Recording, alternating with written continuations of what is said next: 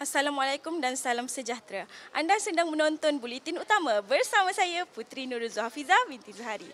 Perkembangan antarabangsa. Sebanyak 29 lokasi baharu disenaraikan sebagai tapak warisan dunia UNESCO bermula tahun ini.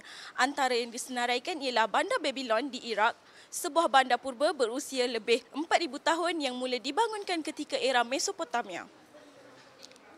Lokasi lain yang turut memenuhi senarai tahun ini ialah Taman Negara Vanajokul, Iceland, Licoline, Del Prosecco di Cornigliano i Voldabione, Itali, Batu Balang Megalitik, Ziekwang, Laos, Pusat Sejarah Sheki Istana Khan, Azerbaijan, runtuhan arkeologi Bandar Liangzhou, China dan banyak lagi. Untuk rekod UNESCO mula menyenaraikan lokasi-lokasi penting di seluruh dunia sebagai tapak warisan sejak 1977 dalam satu sidang tahunan di lokasi terpilih. Tapak-tapak dalam senarai ini dilindungi sepenuhnya menerusi satu perjanjian antarabangsa oleh PBB untuk manfaat generasi akan datang.